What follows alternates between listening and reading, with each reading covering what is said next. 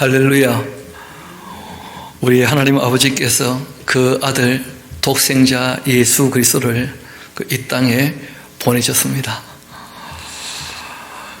그리고 이 땅에 오신 예수님께서 아버지의 뜻을 받들어서 죽기까지 순종하셨고, 그리고 죽으심으로 우리의 죄 문제를 다 해결하셨고, 부활하심으로 우리에게 영생의 소망을 주셨습니다. 그리고 승천하시며 약속하셨죠. 성령을 보내시겠다고. 그래서 그 성령 오셔서 주님의 몸된 교회가 시작이 되어서 여기까지 이어지게 되었고, 저도 여러분도 다 주님의 몸된 교회인 줄 믿습니다. 그리고 주님께서 약속하신 대로 반드시 다시 오실 것이고, 그리고 마지막 나팔에 낙원에 있는 자들은 부활에 다 참여하게 될 것이고, 그리고 또 믿음이 없는 시대에 그 종말의 징조로 말미암아 회개하는 자들 그 이마에 다 인을 쳤다가 마지막 나팔에 그 순교하지 않으면 다 휴거되게 하시겠죠. 그렇게 부활과 휴거로 이 교회는 또 완성되게 될 것입니다. 우리 하나님께서 말씀하신 대로 그 모든 일들을 다 이루실 줄 믿습니다. 오늘부터 이제 오늘 마가복음 이 복음서를 좀 보려고 하는데, 왜 마태복음부터 보지 않고 마가복음부터 보려고 하는가? 짧아서 그렇습니다. 짧아서. 우리 잠시 한 주간 지났지만 실제로 400년 지났어요. 400년. 꽤 세월 많이 지났죠. 말라기가 끝나고 예수님 오실 때까지가 무려 400년 기간이에요. 전혀 짧은 세월이 아니죠. 예수님께서 이 땅에 오시기 전 아주 간략하게 말씀을 드리면, 말라기로 하나님이 결별을 하고 그들이 하나님께 되물었죠. 하나님이 사랑하신다고 할 때 주께서 어떻게 우리를 사랑하십니까?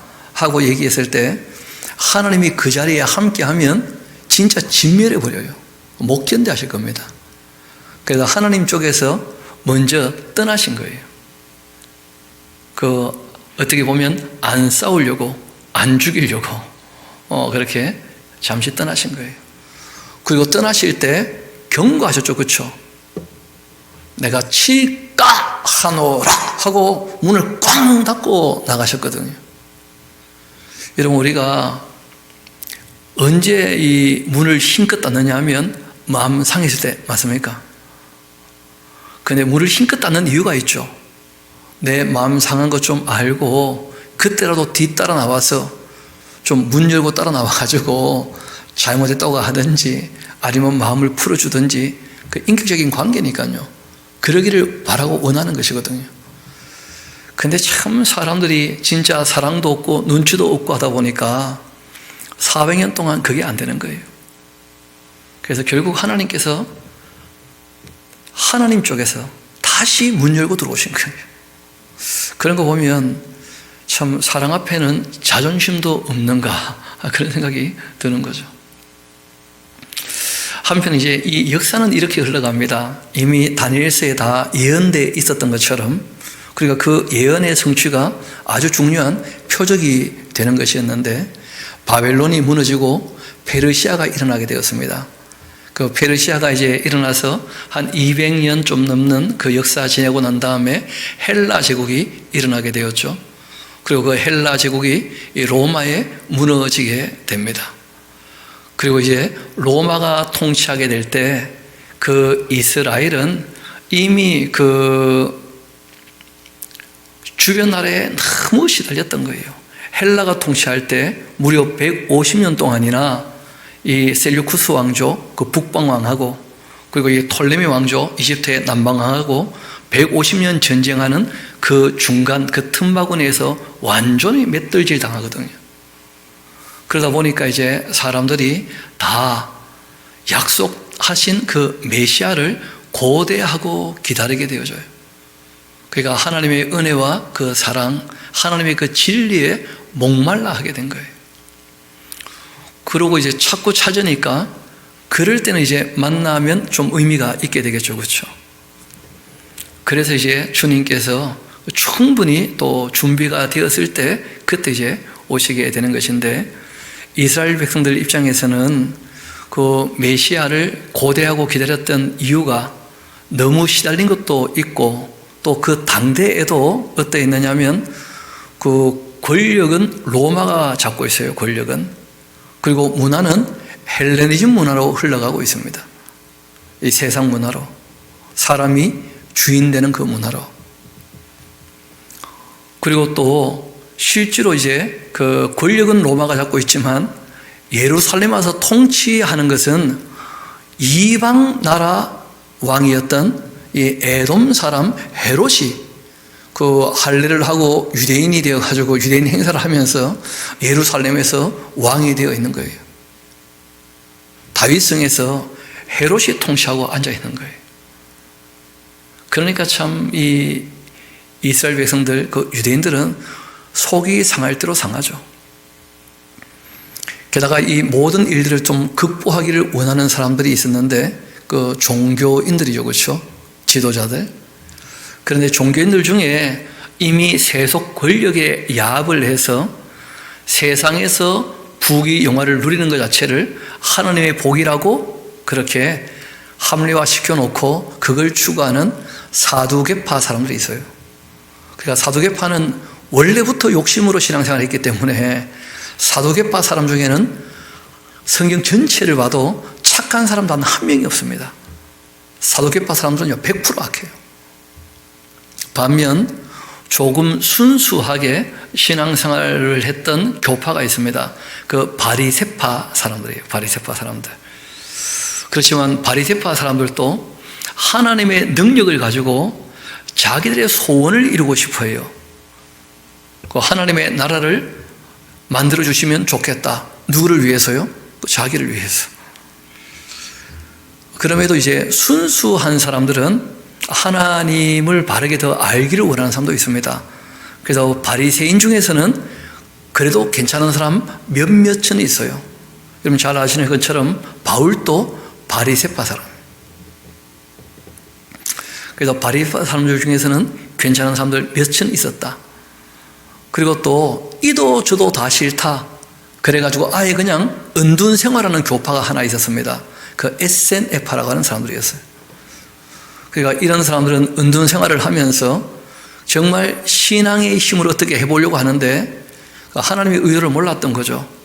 예수님이 말씀하신 그대로 세상에서 빛이 되는 삶을 살기를, 정말 하나님의 백성으로 제사장 나라의 삶을 살기를 원하셨던 것이거든요. 그런데 뭐 자기들끼리 마음 맞는 사람끼리 모여 사니까 뭐 행복했겠죠. 그런데 그런 행복은 오래 가지 못합니다. 게다가 그런 공동체에 또 이성 간의 갈등이 생기면 뭐 이도 저도 안 되는 것이죠. 그래서 그런 공동체는 남자들 중심으로만 모였어요. 여성들은 참여하지 못하는 거예요. 그러니까 뻔하지 않습니까? 여자가 없으면 애가 안 태어나는 것이고, 그러면 뭐 SNF파라고 하는 그 종파는 그 어쩔 수 없이 필연적으로 사라지기 마련이고 사라지게 되어 있습니다. 게다가 뭐 그 긴긴 밤 사랑 나눌 수 있는 여자도 없고 키우는 애들도 없고 할 짓이 별로 없잖아요. 그래서 이 사람들이 문서에 대해서 연구하고 정리하고 기록으로 남겨두는데 열심을 내요. 그래서 참 고맙게도 이분들이 남겨놨던 이 글들이 후대에게는 좀 도움이 됩니다. 유익이 되고. 그러니까 많은 성경 사본 중에 이들이 기록했던 사본들이 발견되어 가지고 그 성경이 정말 이게 진리였구나, 정말 변함이 없는 그 진리였구나, 이런 것도 확인시켜주고, 그리고 이거는 누가 나중에 좀 첨가한 내용이구나 설명하기 위해서 그렇게 좀 더 바르게 볼 수 있게 도움되는 그런 이제 글들이 있게 된 것이죠. 그러니까 백성들 입장에서는 종교인들은 다 자기들이 옳다고 주장을 하고 있고, 로마가 자기들 세금 뜯어가고, 헤롯이 또 자기들을 박해하고, 그리고 또 자기 자녀들은 다 헬라 문화를 좋다고 세상을 쫓아가 버리고, 예수님 제자 중에서도 헬라식 이름들이 꽤 있거든요. 그러다 보니까 이제 하나님 약속하신 메시아는 언제 오시는가 하는 중에 회개하라 하고 외치는 거예요. 다들 깜짝 놀랐겠죠. 그 누구였냐면 세례자 요한이 외치기 시작하는 거예요. 하나님께로 돌아오라고. 그러니까 400년 동안 목말라 하고 있었는데 세례자 요한이 외치자 사람들이 다 구름대처럼 몰려들기 시작한 겁니다. 그렇게 해서 이제 이 신약이 시작이 되는 거예요. 그런데 이 신약 성경이라고 하는 것, 지금 우리가 보고 있는 이 복음서, 그리고 또 이 사도행전과 그 서신서들, 이런 책들이 기록될 때에는 성경이 될 거라 생각하지 못했어요. 그런데 이것이 성경이 되었던 이유가 크게 4가지 그 입장이 있습니다. 그걸 어디 좀 메모해 두시면 도움이 될 텐데, 당연히 이제 시간이 지나면서 예수님 일에 대해서도 또 예수님께서 하신 일들로 말미암아 이제 교회가 시작이 되는데 성령 오셔서 그 교회가 어떠해야 되는지에 대해서 바울이 꽤 많은 글을 남겼지 않습니까? 그래서 그런 글들이 정말 오고 오는 모든 주님의 몸된 교회에 유익하겠다 하는 것을 어떻게 확인할 수 있는가? 제일 먼저는 누가 쓴 글이었느냐가 굉장히 중요했어요. 그래서 거의 한 200년 넘는, 실제로 200년이 뭡니까? 300년이 훨씬 넘는 기간 동안 충분히 검증하게 해서 397년쯤에 카르타고 회의라고 하는 회의에서 지금 우리가 쓰고 있는 이 신약 성경이 확증된 건데, 이거는 성경일 수밖에 없다 하고 그렇게 확증되게 된 것인데, 제일 먼저가 사도성이라 그래요. 그 예수님께서 세우신 사도가 기록한 글인가, 아니면 사도가 인정한 글인가. 그래서 누가복음이라든지 사도행전은 그 사도가 아닌 누가가 기록했거든요. 또 야고보서도 사도가 아닌 예수님의 동생 야고보가 기록했거든요. 그래서 그런 이 글들은 사도가 아님에도 불구하고 사도성이 확보되었다고 충분히 인정할 수가 있는 것이죠. 그래서 제일 중요한 것이 누가 기록했는가, 사도성을 얘기합니다. 그 다음에 이제 당연히 하나님 말씀이라면 구약에서 하신 말씀하고 똑같은 말씀을 하실 거예요. 구약과 다른 얘기를 하면 그거는 그 일관된 진리가 아니죠. 그래서 진리이기 때문에 일관성이라 그래요. 일관성. 구약과 그 내용이 똑같은가. 그러니까 구약에서 예언하신 그대로 일하신 분으로 예수님을 소개하고 있는가. 그걸 우리가 일관성이라고 해요. 내용의 일관성. 그리고 잘 아시는 것처럼 이 교회가, 예루살렘 교회는 곧 문을 닫았고 30년 지나고 난 다음에, 그리고 이제 이방인 교회들이 있게 되었는데 그 지역이 다 다르지 않습니까? 이 진리의 그 특성 중 하나가 뭐냐면 보편성이라고 해요. 보편성. 그래서 장소나 또는 이 시간이나 또는 인종을 넘어선 보편성을 갖고 있는가.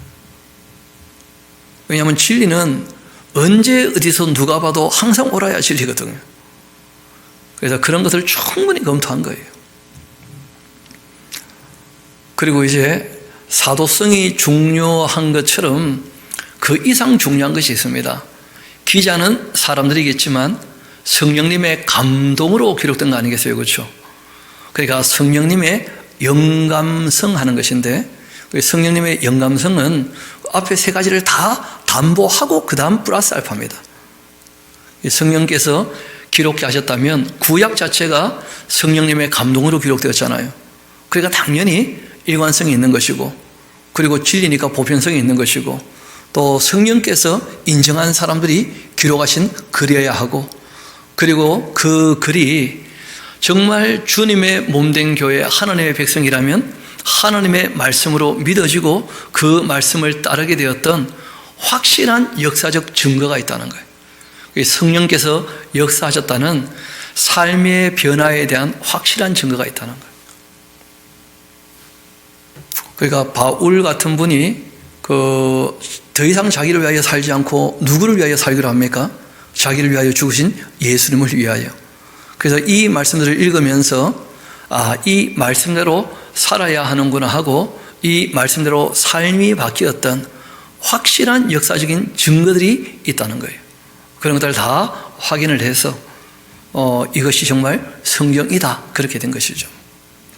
저도 이 말씀을 읽어가면서 제 삶이 바뀌는 걸 보면 그러면 정말 하나님께서 함께 하시고 내가 주님의 뜻을 따르려고 하고 있구나 그런 걸 늘 확인할 수 있지 않습니까? 말씀을 읽으면서 이건 안 믿어진다 나는 이렇게 안 살래 그러면 하나님의 사람 아니지 않겠어요?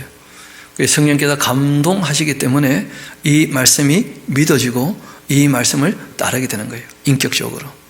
그래서 사도성, 내용의 일관성, 그리고 이 시대와 그리고 장소와 인종을 넘어선 보편성, 그리고 이제 성령님의 영감성, 이 네 가지가 아주 중요한 성경이 성경으로 확증되는 그 내용이 되는 것입니다.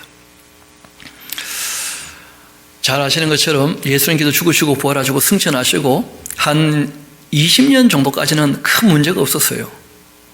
그런데 그 20년쯤 지났을 때 예수님의 그 가르침은 어록이 되어가지고 이미 사람들이 들고 다니면서 그 가르쳤는데 예수님의 행적에 대해서는 하신 일들이 워낙 많다 보니까 사람들마다 중구난방인 거예요. 왜냐하면 또 예수님 사건을 경험했던 사람들이 워낙 많거든요. 그러다 보니까 이제 이게 정리가 안 되는 거예요. 게다가 그때 또 우리가 갖고 있는 달력처럼 몇 년 몇 월 뭐 이렇게 되어 있지 않으니까 3년만 활동했는데 이게 막 이리저리 뒤섞여 가지고 스토리가 되지 않고 또 자기 욕심이 뒤섞여 가지고 엉망이 되고 말고 뭐 이런 일들이 있으니까 그러니까 이제 교회가 그 사도들에게 요구를 하게 됩니다. 누가 좀 권위 있는 어떤 분이 좀 책임감을 가지고 예수님의 이야기 자체를 좀 정리해서 알려주면 좋겠다. 그럴 수 있는 분이 있다면 그 베드로 말고는 없던 것이죠. 왜냐하면 베드로는 뭐 자타가 공인하는 수사도니까요. 그래서 베드로 사도께서 그 잘 아시는 것처럼 예루살렘 교회도 시작을 하셨고 또 고넬료 과정에서 이방인 교회도 시작을 했잖아요. 그러니까 예수님을 온 인류를 향하여 일하신 그 구세주로 그렇게 알려주기를 원했던 겁니다. 그래서 이 마가복음은 별명이 있습니다. 만인을 위한 복음서라는 별명이 있어요. 만인을 위한 복음서. 그래서 이 베드로가 이제 소개한 예수님의 이야기를 베드로를 도왔던 마가 요한이 있습니다. 그 마가 요한은 그 책 제목이 마가복음이죠, 그렇죠?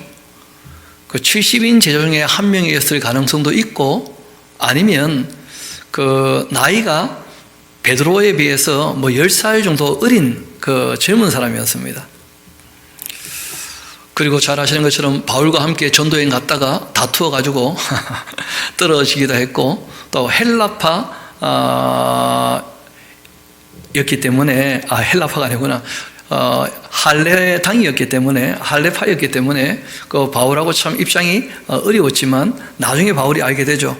이 마가 요한하고 유스도만큼은 이 할레당이라 할지라도 하나님의 나라를 위하여 함께 일하는 사람이고 정말 신뢰할 만한 인물이다. 그렇게 이제 얘기하는 인물이었는데 이분이 이제 베드로에게 가서 또 배우게 되거든요. 바울과 베드로에게 다 배웠던 분이었기 때문에 베드로가 전한 예수님의 이야기를 그 헬라어로 정리를 한 것입니다. 그래서 마가가 최종적으로 정리를 했기 때문에 마가복음이지만 실제로는 베드로가 전해준 예수님의 이야기예요. 그래서 마가복음에는 별명이 몇 가지가 더 있습니다. 베드로 복음서가 아닌가 하는 그런 별명이 있기도 하고 그리고 이 복음서야말로 모든 다른 복음서의 뼈대가 되는 원 복음서라 하는 그런 별명이 있어요. 그러니까 온 인류를 위한 복음이니까 구약에 예언된 베들레헴 탄생 이런 것은 굳이 얘기를 안 하는 거예요. 왜냐하면 아기 예수님은 하는 게 아무것도 없습니다. 우는 거 말고 뭐 젖 먹는 거 말고 그렇잖아요. 그 로만 카톨릭은 참 웃기는 게 아기 예수님께 기도한대. 아기가 뭘 하겠습니까? 그래. 공생애도 아닌데. 게다가 예수님 아기는요, 벌써 지났습니다. 예수님께서 이미 33년 인생을 사시고 죽으시고 부활하시고 승천하셨고, 우리는 부활하신 그 예수님, 하나님 보좌 오른편에 앉아 계시고 지금 우리와 함께 하시며 왕의 왕이 되시는 그 예수님, 나를 다스리시는 그 예수님, 그리고 약속대로 다시 오실 그 예수님을 믿고 있는 것이지, 우리는 뭐 아기 예수 또는 십자가에 달려있는 그런 예수 믿지 않습니다. 하나님 하신 일 우리가 확실히 알고 믿어야 되겠지만, 지금 시간이 충분히 지났는데 시간을 거슬러 가지고 자꾸 아기 예수님께 기도하겠다, 그런 말도 안 되는 헛소리 하면 안 돼요. 또 뭐 십자가를 바라보면서 아직도 예수님 그 십자가에 못 박아놓고 청승 떨고 그런 짓 하면 안 됩니다. 예수님 십자가 사건은 끝난 지 오래됐어요. 이미 부활하셨고 승천하셨고 다시 오실 것인데, 그래서 하나님 하신 일들에 관해서 우리가 시간적으로 이해하는 것도 굉장히 중요합니다. 그러지 않으면 혼재되어져 버리고 뒤섞여서 엉망이 되고 말아요.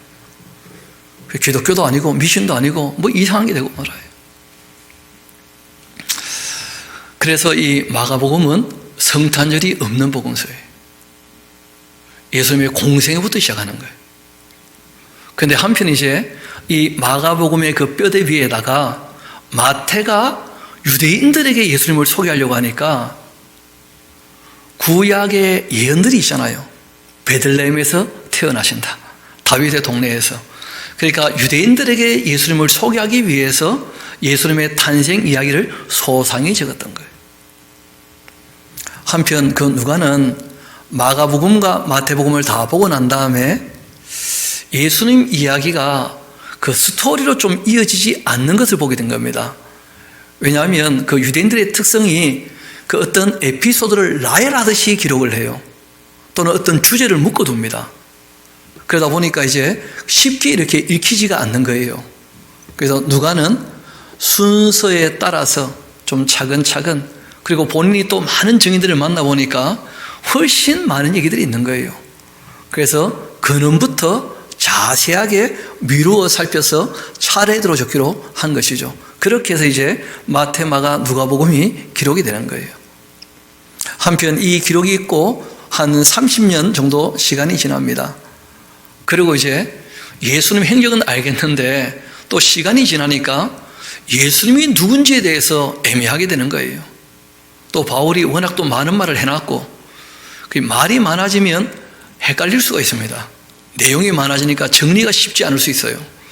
그래서 다시 한번 이 요한이 예수님이 누구신지에 대해서 다시 한번 확증적으로 얘기를 하게 됩니다. 이 모든 일들은 성령께서 감동하셨다고 우리가 확실히 믿는 것이죠. 이것 이외에도 많은 복음서가 있었습니다.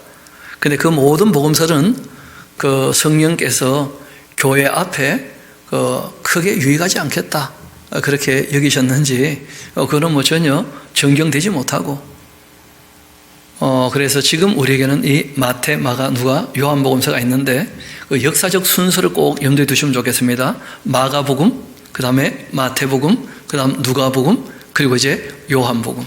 그래서 마가복음은 만인을 위한 복음서, 그리고 이제 마태복음은 유대인을 위한 복음서, 누가복음은 이방인을 위한 복음서, 그리고 요한복음은 진짜 하나님께서 하나님이 누구신지를 우리에게 알려주시는 그 복음서예요.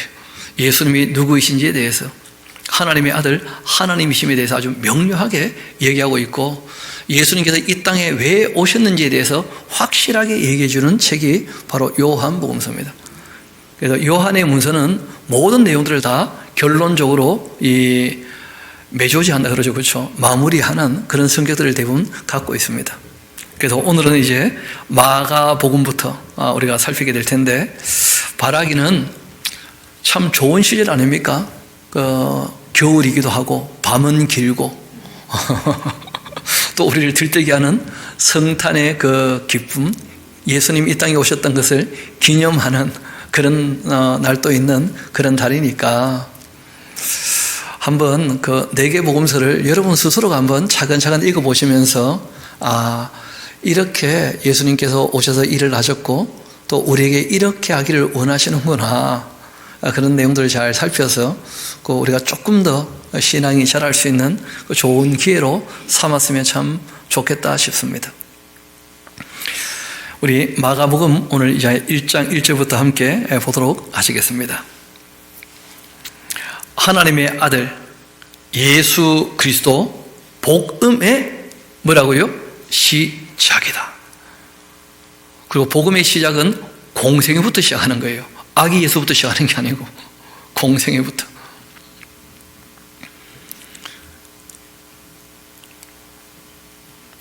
그러니까 이런 얘기를 딱 들어보면 이미 교회는 복음이란 말이 익숙하게 사용되고 있었다는 거예요. 그러니까 회개에 대한 이 복음, 용서에 대한 복음이죠, 그렇죠? 또 죄사함에 대한 복음, 십자가에 대한 복음, 그리고 또 그 성령께서 오셔서 연합케 하시는 그 복음, 하나님과 하나가 되게 하는 그 복음, 그리고 이제 영생 복락에 대한 확증이 되는 천국에 대한 그 복음, 이 복음이 이렇게 시작이 되었다. 그 회개로부터 시작되는 거예요. 회개로부터. 이 죄를 자복하고 회개해야 용서가 되고, 용서를 받은 사람들에게 하나님 쪽에서 죄값을 치러주시는 것이거든. 그래서 복음의 시작이다 하고 이제 얘기를 꺼내면서 선지자 이사야의 글에 예언이 있었다는 거죠. 예수님 앞길을 준비하는 한 사람을 보내는 것인데, 보라 내가 내 사자를 너희 앞에 보내노니 그가 너희의 길을 준비하리라 했고, 광야에 외치는 자의 소리가 있어 이르되 너희는 주의 길을 준비하라, 그 오실 길을 곱게 하라. 그렇게 기록된 것처럼 세례 요한이라고 하는 이가 광야에 이르러 예수님이 이제 죄 사함을 얻게 하는 세례를 베푸실 텐데, 예수님께서 십자가에 달리심으로 죄값이 치러지잖아요, 그렇죠? 근데 그것이 그 사람에게 적용이 되려면 그 전에 필요한 게 있다는 거예요.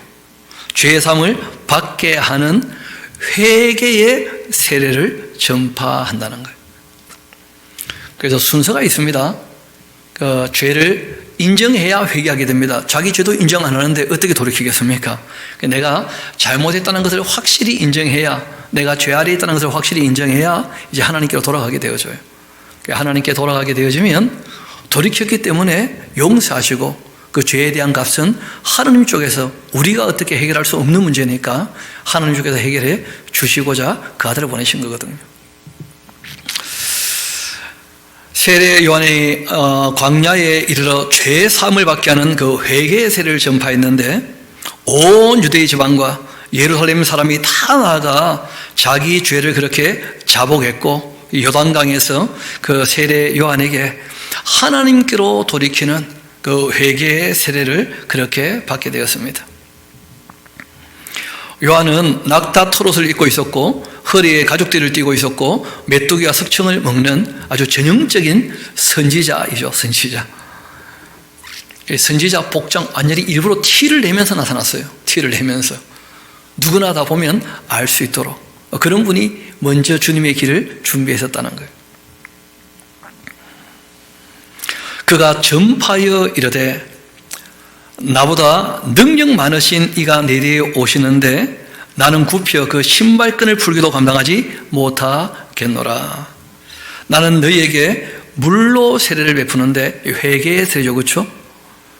그러면 그분은 이제 너희에게 성령으로 세례를 베푸실 것이다. 그래서 이 구원에 대한, 왜냐하면 복음을 얘기하고 싶어 하니까요. 이 베드로가 얘기하고 있는 이 복음, 마가가 전해준 이 복음은 의외로 꽤 거칠어요. 그래서 뭘 좀 빠뜨리는 게 많습니다. 강조하다 보니까, 복음을 강조하다 보니까 불세례가 안 나와요. 심판의 세례가. 그래서 이후에 이제 그 마태나 누가는 일부러 찾아 적습니다. 성령과 무엇으로요? 불로. 구원자이시면서 뭐라는 거예요? 심판주가 되신다. 이걸 동시에 같이 얘기를 하죠. 그래서 마가복음은 얼마나 많이 빠졌느냐? 적어놓으세요. 16쪽밖에 없다. 마태복음은 28장인데 또 내용은 누가복음이 제일 많거든요. 마가복음은 너무 내용이 많이 빠져 있어요. 그 베드로 기억력이 한계인지 여하튼 뭐 문제가 있어요. 이어봅시다.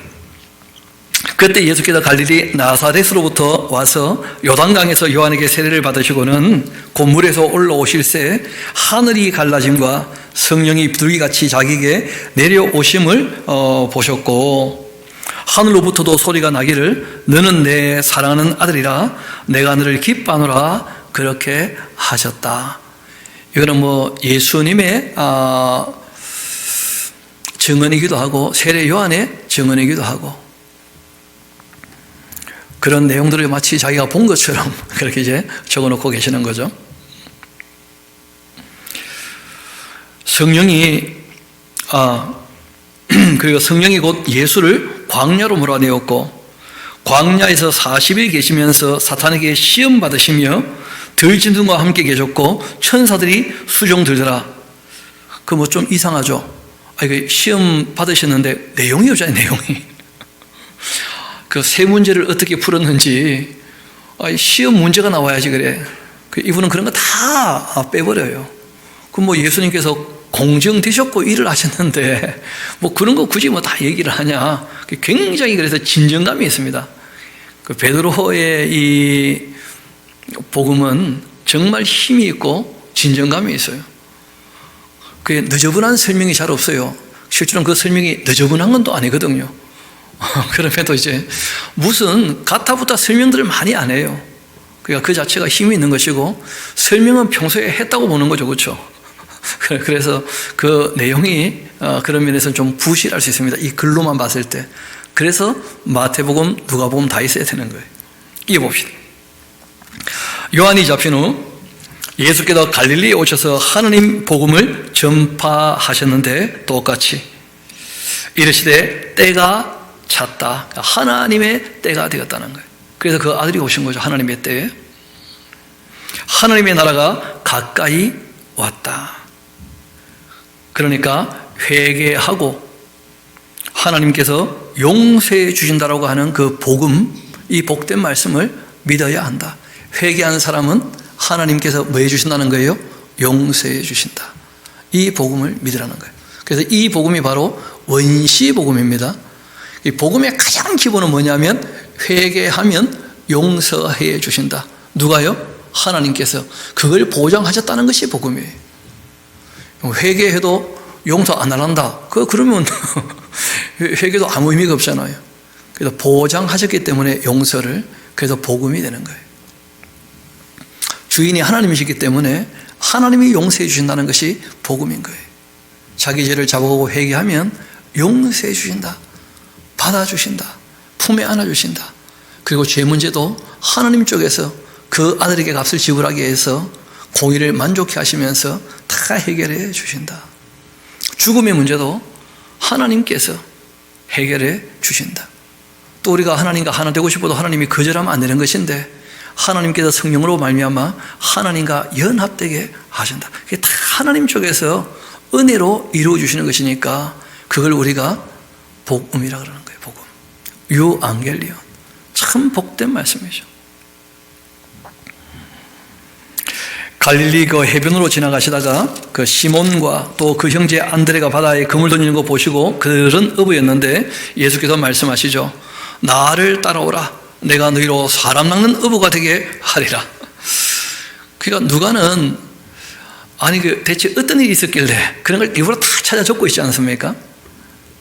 그래서 이 마가복음에는 그런 이 이야기들은 일부러 많이 생략했다는 거예요.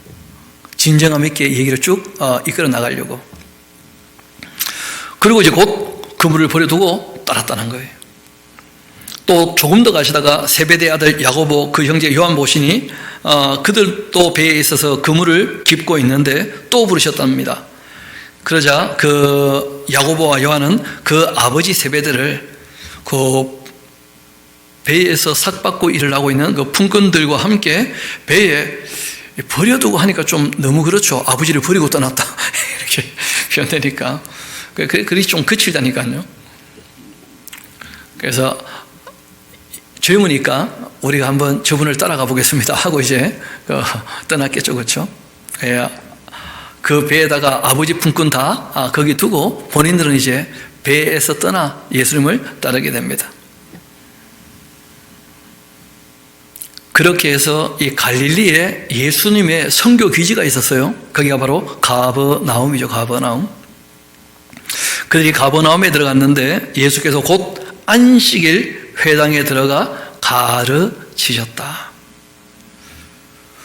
중요한 것은 뭘 가르쳤는지 내용이 안 나와요. 내용이. 산상수훈 그 얼마나 중요한 가르침입니까? 율법을 완성한 가르침인데 그런 게 안 보인다는 거예요. 이 마가복음에는. 왜냐하면 그런 건 이미 다 예수님 어록으로 해서 교회에 다 알려져 있었기 때문에 굳이 그런 걸 다 따로 적지 않는 거예요. 무사람이 그 교훈에 아주 놀라게 되었고 이는 그가 가르치시는 것 권위 있는 자와 같고 서기관들 같지 않았기 때문입니다. 마침 또 그들의 그 회당에 더러운 귀신 들린 사람이 거기에 있다가 예수님이 전하시는 이 말씀을 듣고 그리고는 소리를 질렀다는 거예요. 귀신이요 예수님을요 제일 먼저 알아봤어요. 누구신지에 대해서. 나사렛 예수요, 우리가 당신과 무슨 상관이 있나이까? 우리를 멸하러 왔나이까? 그러니까 이 귀신 들린 사람 안에는 귀신 한 마리가 아니었다는 거예요. 몇 마리가 들어가 있는 거예요, 지금. 그러니까 인격이 몇 개가 있는 거죠, 그렇죠? 그런데 말은 여전히 그 사람 입 가지고 말하겠죠. 뭐 기계가 하나니까 그 안에 영이 여러 개 들어가 있다 할지라도. 나는 당신이 누구인 줄 압니다. 이 귀신은요 다 안답니다. 근데 문제는 아는데 하나님을 믿지도 않고 사랑하지도 않고, 그러니까 악령이죠, 악령. 하나님의 거룩한 자입니다. 하나님께서 구별하여서 이를 맡기신 특별한 존재라는 거예요. 약속한 그 메시아, 하나님의 거룩한 자입니다. 그때 예수께서 꾸짖어 한 말씀 하시죠. 잠잠하고 그 사람에게서 나와라 하셨어요.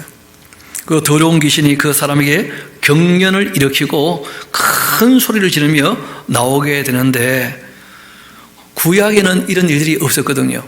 그 어떤 선지자도 귀신을 쫓아낸 일이 없었어요.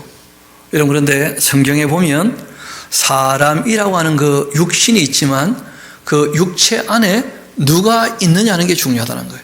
우리 한번 고린도후서 5장 같이 가봅시다. 그 바울이 이런 얘기를 한 적이 있는데 고린도후서 5장 같이 한가 봐요.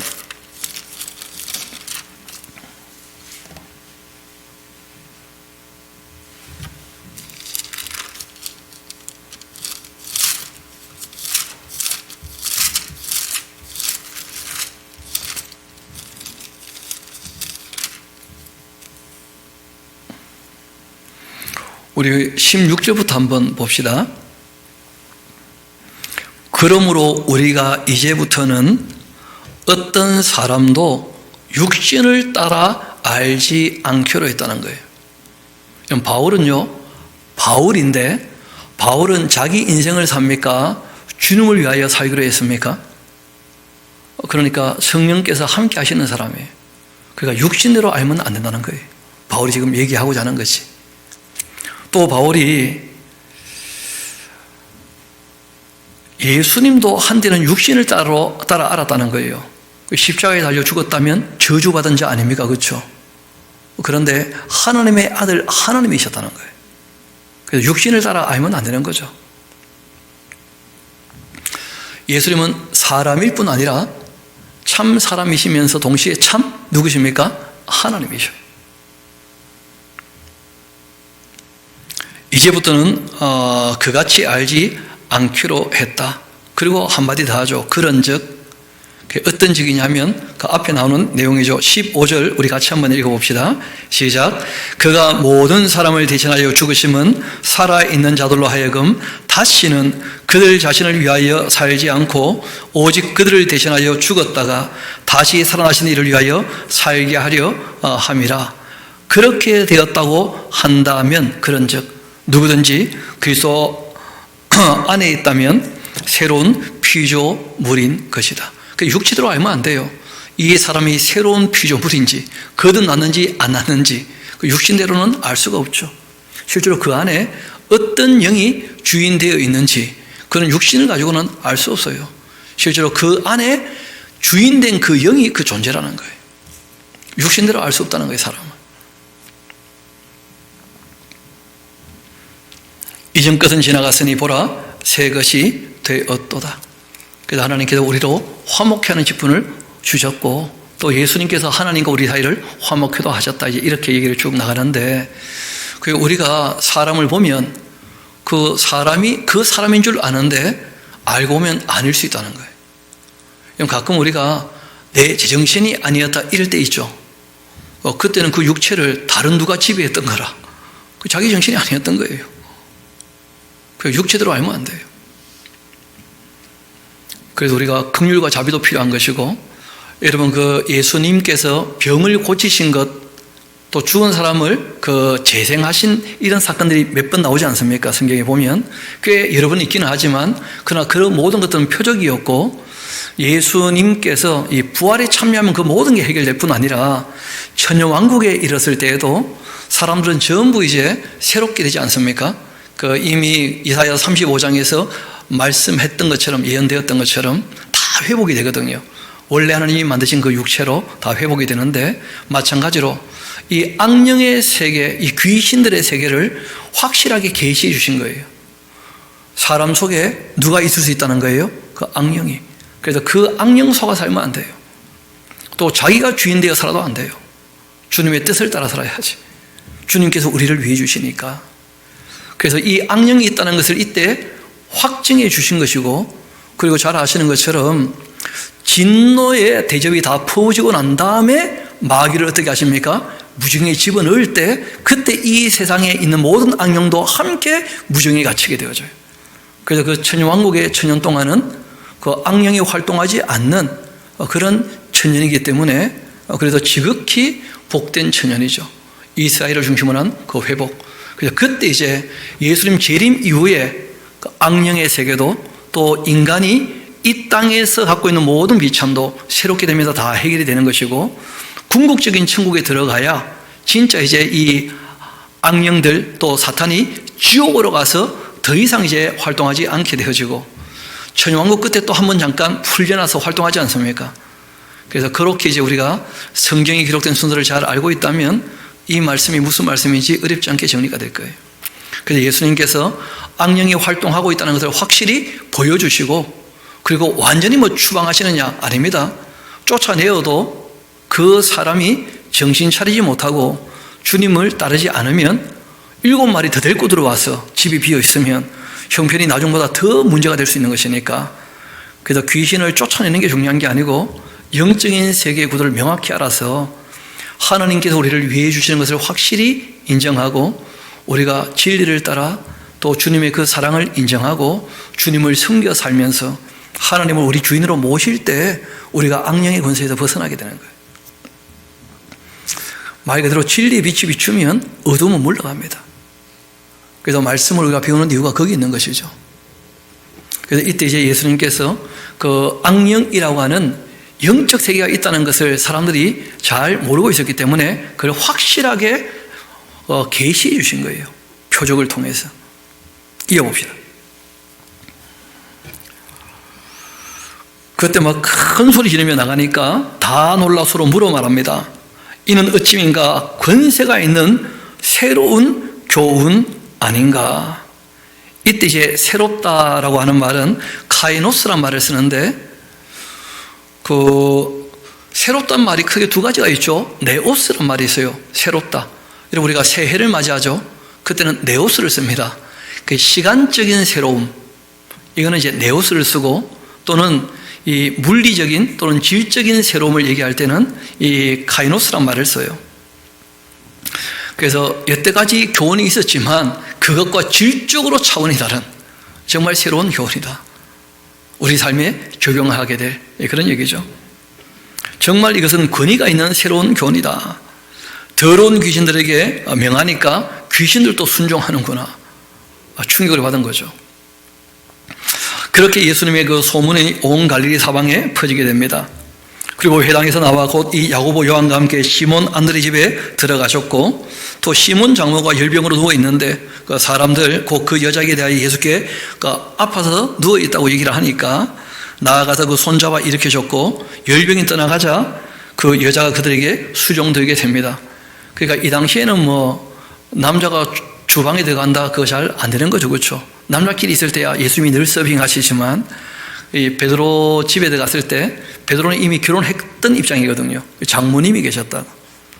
장모님 알아 누워 계시는데 병 낫게 하셔가지고 이제 예수님 그 제자들 조금 돌봐주시게 그렇게 했죠.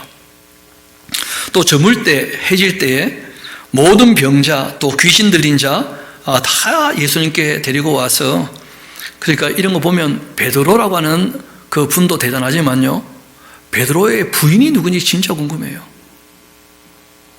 왜냐하면 이 모든 분들 누가 접대 있겠어요?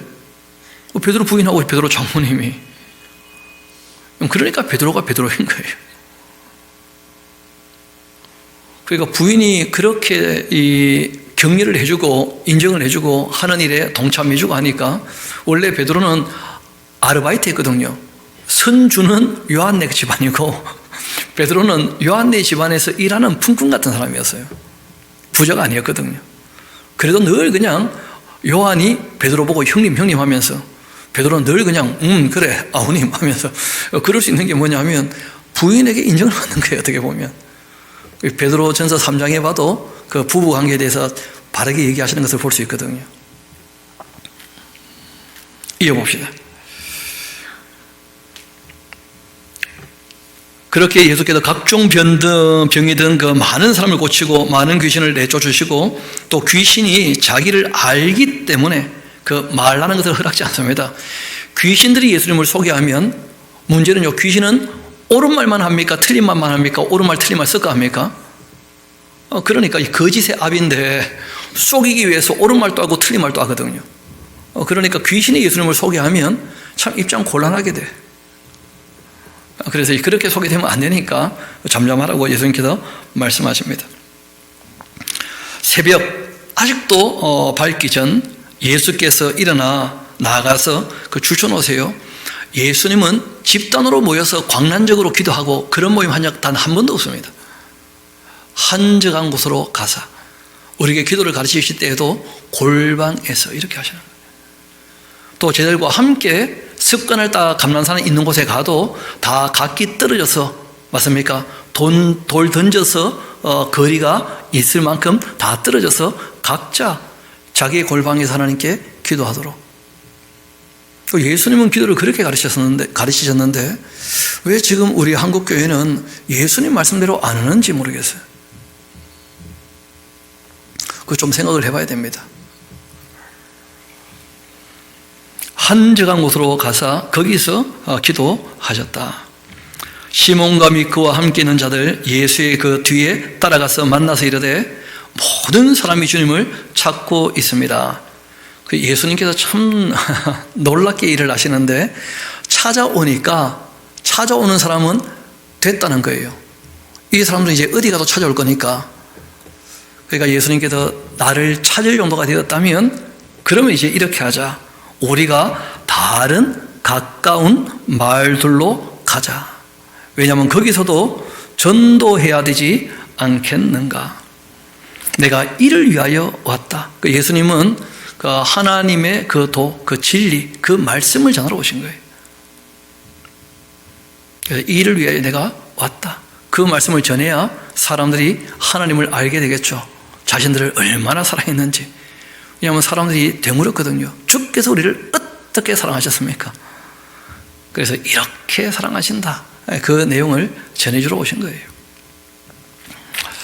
내가 이를 위하여 왔노라. 그렇게 하시고는 이에 온 갈릴리 다니시고 그때 그 여러 회당에서 전도하시고 또 귀신들을 내쫓으셨습니다. 하나님의 말씀을 받아들여야 이 악령들이 떠나게 되는 것이죠. 또 하나님 말씀을 우리가 늘 마음으로 지키고 있어야 그 악령이 들어와서 해코지 안 합니다. 또 다 막아낼 수가 있는 것이고. 왜냐하면 악령들이요 끊임없이 우리에게 악한 생각을 집어넣거든요. 이걸 다 막아내야 돼요. 그렇지 않습니까? 그 악령들이 집어넣는 그 악한 생각을 받아들이면, 그러면 그 생각이 우리 속에서 자라게 되면 실제로는 그 악령이 직접 들어옵니다. 나중에 이제 가룟 유다에게 그런 일이 있는 것을 우리가 보게 되는데, 예수팔 생각을 집어넣거든요. 그리고 충분히 예수님께서 돌이킬 기회를 줬는데 돌이키지 않고, 예수님께서 내가 떡을 전해주는 이 사람이 나를 팔 거다 할 때 그 떡을 받아 먹으면서 내니 이까? 뭐 그쯤 하니까요, 마귀가 그 속에 들어갔다는 거예요. 마귀가 그 사람 속에 들어가자 예수님께서 가룟 유다를 더 이상 제자로 보지 않습니다. 예수님도 방법이 없다는 거예요. 왜냐하면 자기 인격으로 마귀를 영접했기 때문에. 그래서 예수님께서 안타까워하시죠. 차라리 태어나지 않았으면 좋을 뻔했다 하면서 가서 너 할 일을 하라 하면서. 실제로는 그게 가룟 유다가 아니었고 누가 한 겁니까? 마귀가. 그러자 나중에 이제 가룟 유다가 자책을 하면서 자살하지 않습니까? 그래서 사람을 육신대로 알지 않는다는 거예요. 그 속에 누가 그 사람의 몸을 움직이는가? 내 인생의 운전대를 누가 잡고 있는가? 그거 생각해 봐야 돼요. 많은 사람들이 자기 일생을 한 번도 자기가 생각해 본 대로 살아가지도 못하고 내가 왜 이렇게 살았지 하면서 늘 후회하는 인생을 사는 이유가 있어요. 자기가 산 게 아니에요. 가만 보면 쏘가 산 거예요. 누군가에게.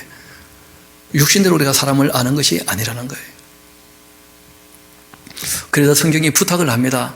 깨어 기도하라는 거예요. 자기의 그 인격이 각성되어 있어야 되고, 자기의 인생에 대한 인격적 책임을 지면서 자기가 하나님 앞에서 하나님을 사랑하며 살아야 돼요. 그러지 못한다면 살았지만 죽은 거랑 마찬가지죠. 이어봅시다. 한편 한 나병 환자가 예수께 와 꿇어 엎드려 간구하여 이릅니다. 원하신다면 저를 깨끗하게 하실 수 있습니다. 예수께서 불쌍히 여기시고 그리고는 손 내밀어 그에게 대시며 이르시되 내가 원한다. 그 깨끗함을 받아라. 내가 왜 그걸 원하지 않겠냐. 곧 나병이 그 사람에게 떠나가고 깨끗하여졌고 또 보내시면서 엄히 경고하십니다. 이르시되 삼가 아무에게 아무 말도 하지 말고 가서 너의 몸을 제사장에게 보이고 너가 깨끗하게 되었으니까 모세가 명한 것 들여 그들에게 입증하도록 해라. 그러니까 예수님께서 사역하실 때 구약의 율법 레위기를 무시한 적이 단 한 번도 없습니다. 적어도 유대인들은 하나님 앞에서 그 레위기 법전 그 율법을 지키기로 약속을 해서 할례 다 받은 거 아니겠어요? 그러니까 예수님께서 나병 환자를 고칠 때 이런 말씀을 꽤 여러 번 하십니다. 그래서 레위기 13장, 14장에 나오는 그대로 결례라 그래요. 그렇죠? 정결하게 하는 그 규례를 다 지키도록 그렇게 말씀하시죠. 예수님이 좀 조용하라 했는데 그러나 그 사람이 나가 이 일을 많이 전파했다는 거예요. 저도 그래야 되지 않나 싶어요. 전하라 그러면 말 안 하니까 하지 마세요. 그럼 그때부터 할까? 사람들이 청개구리 심리가 있어가지고 그 예수님께서 하지 말라는데 이 사람이 자꾸 떠들었다는 거예요. 알았어. 이 일을 많이 전파하여 널리 퍼지게 했고 그러므로 예수님께서 다시는 이제 드러나게 동네에 들어가지 못하셨습니다. 그러니까 한동안 예수님께서 활동을 못하신 거예요. 나병이 나았는데 예수님의 그 능력으로 그게 소문이 나는 바람에 예수님께서 너무 유명해져서 한동안은 이 활동이 지장이 좀 있었다는 거예요. 그리고는 오직 바깥 한 조각 옷에 이제 계시게 되었고 사방에서 그 예수님 찾는 사람들은 또 예수님 어디서 찾아오지 않습니까? 그렇죠? 그래서 사람들이 그에게 나오게 되었다. 여러분 그렇지만 항상 그렇듯이 유명세는요 시간 조금 지나면 사그라들고 관심은요 있다가도 없게 되고 그렇습니다. 그래서 조금 시간 지나면 또 예수님께서 가버나움 들어가서 일하시는데 사람들 또 다 까먹고 별 문제가 없게 또 되어져요. 그래서 우리 다음 주에는 또 다시 이제 가버나움에 들어가 봅시다. 다음 주에는 못 들어가는구나. 우리가 다음 주에는 잘 아시는 것처럼 요한계시록 강독회를 합니다. 그래서 화요일, 수요일, 목요일 7, 8, 9 아마 이렇게 될 텐데 저녁 7시부터 10시까지 해서 요한계시록을 조금 심도 있게 우리가 정리하고자 합니다. 심도 있게 정리한다는 것이 딴 게 아니고 기록된 그 말씀의 내용을 알아들을 수 있도록 정리하는 거예요. 그리고 이 요한계시록 기록되었던 원목적을 전혀 이해하지 못하고 보니까 오해가 많은 건데 요한계시록은 미혹당하지 말라고 적으신 거예요. 우리들에게. 징조가 있기 전에는 뭐가 없으니까요. 그렇죠. 말세가 닥친 게 아니니까. 그러니까 징조가 있기 전에 임박한 종말을 뜻하는 그런 미혹당하지 말라고. 그리고 또 그 일이 실제로 있게 되는 그때에는 그것이 회개할 수 있는 뭐가 됩니까? 그 표적이 되는 거예요. 그 표적을 보고 믿음이 없는 그 시대가 그때라도 회개하기를 원하시기 때문에 기록하신 거예요.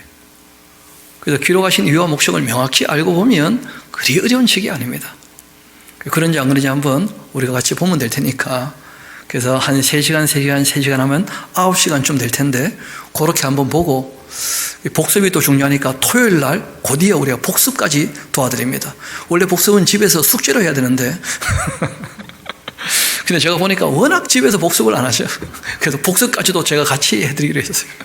토요일 날 아침 10시부터 저녁 6시까지 복습도 우리가 같이 하는 걸로. 그래서 1년에 적어도 우리가 요한계시록은 특별히 교회에 너무 읽혀지지 않고 또 이단들이 너무 사람을 속이는 데 많이 마귀가 쏘가지고 사용되는 책이니까 성경이 기록된 그 원목적대로 창세기부터 계시록까지를 다 우리가 바르게 아는 게 중요하니까. 그래서 연말이 되었으니까 우리가 성경의 마지막 책 좀 정리하는 게 필요하지 않겠나 싶습니다. 그래서 그때 우리 그렇게 다음 주 수요일은 마가복음 2장부터가 아니고 요한계시록을 하고 그 다음 수요일부터 또다시 우리 마가복음 2장부터 내용을 또다시 살펴가도록 그렇게 하시겠습니다. 이 시간 조용히 우리가 눈 감고 자기 골방에 들어가서 정말 내가 내 인생을 내 인격을 가지고 내 의지로 우리 하나님을 사랑하며 주님의 뜻을 따라 살고 있는가, 아니면 진짜 아무 정신없이 우리가 딴영에 쏘아 살고 있지는 않는가 한번 점검을 해보셔야 됩니다. 그래서 정말 이 주의 말씀을 우리가 각성된 인격으로 깨어 기도하며 주님 뜻을 따를 수 있도록 우리 말씀으로 우리 마음을 씻기도 하고 또 우리가 주님 앞에 도움을 청하기도 하고 다 개인적으로 해야 될 일들이 있는 줄 아는데 그렇게 함께 기도하도록 하시겠습니다.